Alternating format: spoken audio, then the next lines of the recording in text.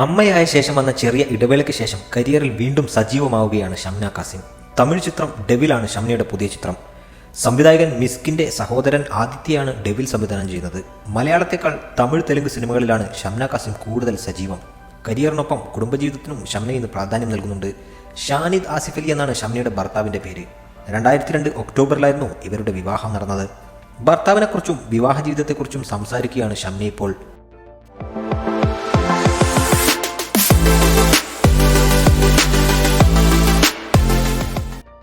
ഒരു തമിഴ് മീഡിയയുമായുള്ള അഭിമുഖത്തിലാണ് ഷംന മനസ്സ് തുറക്കുന്നത്. ആരുടെ സ്വപ്നത്തിൽ പോകാനാണ് ഇഷ്ടമെന്ന ചോദ്യത്തിന് മറുപടി നൽകിയവയാണ് ഷംന ഭർത്താവിനെക്കുറിച്ച് പരാമർശിച്ചിരിക്കുന്നത്. ഭർത്താവ് ഉറങ്ങിയാൽ ഭൂമിക്കുലുക്കം വന്നാൽ പോലും ആരും അറിയില്ല. ജീവിതത്തിൽ അങ്ങനെ ഒരാളെ ഞാൻ കണ്ടിട്ടേയില്ല. ബെഡിൽ ഞാൻ തിരിഞ്ഞ് കിടക്കുമ്പോഴേക്കും ഉറങ്ങും. പിന്നെ എന്ത് സംഭവിച്ചാലും അദ്ദേഹം അറിയില്ല. ഭർത്താവിൻ്റെ സ്വപ്നത്തിലേക്ക് ചെന്നാലും അദ്ദേഹം എഴുന്നേൽക്കുമെന്ന് തോന്നുന്നില്ലെന്ന് ഷംന കാസിം ചിരിച്ചുകൊണ്ട് പറഞ്ഞു. സംവിധായകൻ മിസ്കിനുമായുള്ള സൗഹൃദത്തെക്കുറിച്ചും ഷംന കാസിം സംസാരിച്ചു. ഫ്രണ്ട്ഷിപ്പിനും മുകളിലുള്ള ബന്ധമാണത്. അദ്ദേഹം പറഞ്ഞതുപോലെ ജീവിതത്തിൽ കുറച്ചു പേരുമായി മാത്രമേ നമ്മൾ വളരെ അടുക്കൂ. അതിനൊരു പേര് വെക്കാനാവില്ല. ആ സ്നേഹത്തെ ഒരുപാട് പേർ തെറ്റായി എടുക്കും. ഒരുപാട് പേർ എന്നെയും മിസ്കിൻ സാറിനെ പറ്റിയും തെറ്റായി സംസാരിച്ചിട്ടുണ്ട്.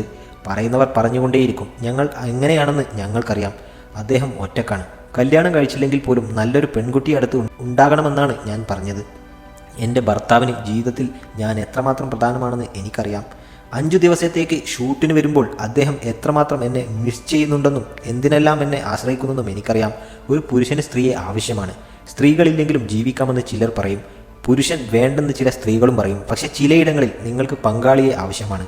അവർ ഭർത്താവായിരിക്കാം, ചിലപ്പോൾ ഗേൾ ഫ്രണ്ട് ആയിരിക്കാം. അത് വളരെ പ്രധാനമാണെന്നും ഷംന കാസിം വ്യക്തമാക്കുന്നുണ്ട്.